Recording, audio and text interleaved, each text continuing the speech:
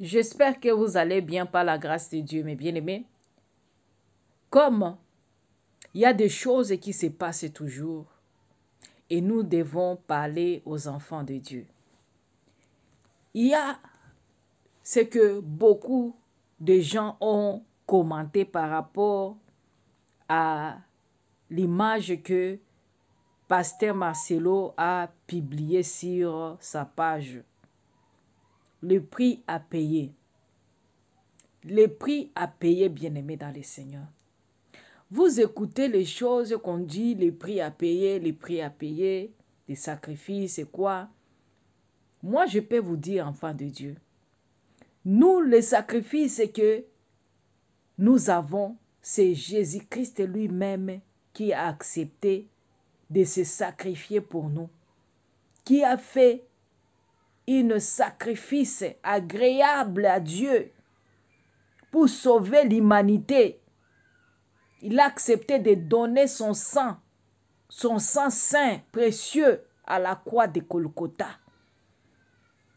Alors, les gens qui sont là en train de dire que le prix à payer, les succès, la gloire et tout ça, c'est qu'on a écouté. Je vais lire le message qu'il avait envoyé, si c'était à la veille ou après. Peu importe si c'était la veille ou après. En tout cas, un serviteur de Dieu, un vrai serviteur de Dieu, ne peut pas passer le message qu'il a passé. Et là, vous allez dire que ne parlez pas au serviteur de Dieu. Si tu es fanatique, je te dis ta place n'est pas ici. Parce que nous, on parle les choses pour éclairer les enfants de Dieu. Pas l'inspiration du Saint-Esprit. Pas les dons de discernement que le Seigneur nous a accordés. C'est pour aider les enfants de Dieu. Alors, on ne doit pas laisser ces dons-là cachés dans nous au moment où ça peut servir les enfants de Dieu. Dieu ne nous a pas accordé les dons inutilement. Jamais. C'est pourquoi quand vous êtes dans des églises, là, bâtiments, là, des entreprises, vous ne savez même pas là si vous avez les dons ou pas. Parce que c'est le papa pasteur, c'est maman pasteur qui commande. Si ce n'est pas sa femme, c'est son fils ou sa fille. Et vous allez dire que vous êtes des enfants de Dieu vraiment. Les enfants de Dieu qui n'exercent pas les dons de Dieu.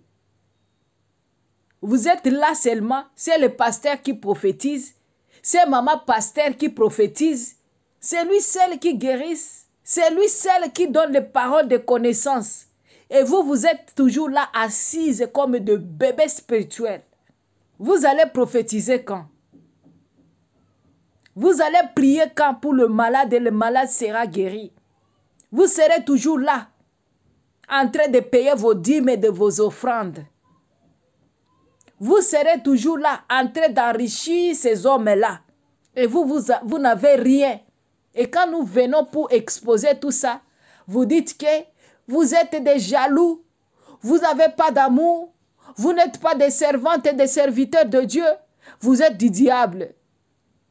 Gloire à Dieu. Parce que celui qui nous a envoyés, lui, il nous connaît.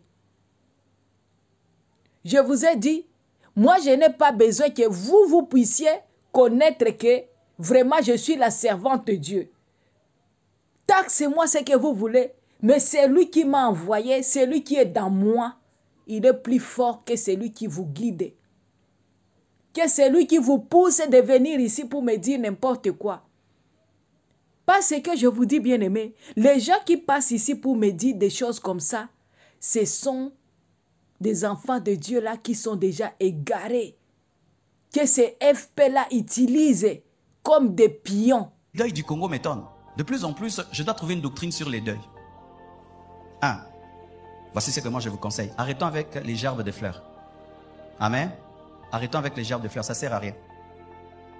La famille n'en a pas besoin. 2, ça abîme la terre parce que le plastique qu'on en fait là abîme la terre. Et si on met beaucoup de gerbes de fleurs à côté du mort, il ne va pas vite pourrir. Trop de plastique. Et c'est une dépense inutile. Supposez souvent aujourd'hui dans les deuils, il y a même 50 gerbes de fleurs. Une gerbe de fleurs coûte $20. Faites 20 $ fois 50, ça fait combien? 1000 $. Prenez 1000 $, donnez à la famille éprouvée. Ils pourront remplacer l'argent qu'ils ont perdu. Aussi, ils doivent à la fois vous recevoir dans les deuils et vous donner le café, vous donner le Fanta et le Coca. Ça, c'est bizarre encore. Et ils doivent encore louer des bus pour vous amener pleurer leur mort. Ça, c'est quelle mentalité de pauvreté? C'est de la pauvreté, mes frères. Je crois vraiment, je vais prier que Dieu me donne la sagesse pour changer cette culture congolaise qui est très mauvaise. Je crois, bien aimé, que lorsqu'on va dans un deuil, on ne va pas recevoir, mais on va donner. Et je crois que dans notre culture, est-ce que nous, les Congolais, on a la culture des fleurs? Est-ce que nous nous offrons les fleurs, nous? Frère, aussi, on peut s'en fleur. Hein, Marco? Maintenant, tu vas amener la fleur. Quand l'autre a besoin d'argent, maintenant, tu amènes la fleur que tu n'as jamais amenée. Même quand tu aimes une femme, tu donnes des fleurs. Maintenant, des gens ont des problèmes. Ils ont perdu un mort, tu amènes des fleurs. Et vous en amenez plein, en plus en plastique. Et vous les achetez où? À la porte du deuil. C'est pas même que vous amenez ça depuis la maison. Non, à la porte.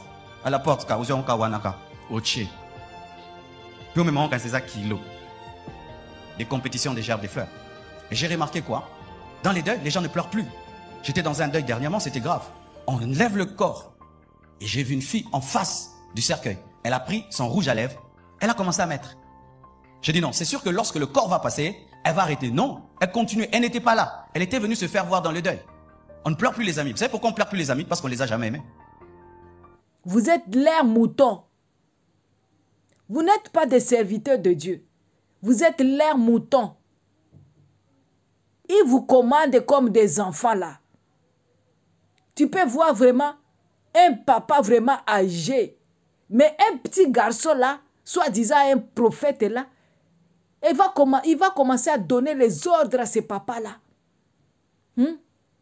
Il va commencer à te dire des prophéties là qui n'ont pas ni quai ni la tête.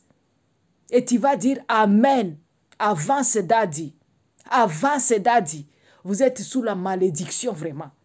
Si vous n'avez plus la sagesse, demande à Dieu. Il a dit tout ce qu'on va demander, il va nous accorder. Mais vous vous laissez manipuler. Vous ne voulez pas lire la parole de Dieu pour comprendre ce qui est là au juste. Pourquoi le pasteur Marcelo, il a écrit le message comme ça? Il a dit, je vais lire, n'enviez pas la couronne des autres si vous n'êtes pas prêts à payer le prix qu'ils ont payé pour l'obtenir.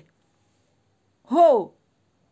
Mais bien aimé, quel prix on doit payer si Jésus-Christ n'avait pas payé le prix pour nous à la croix?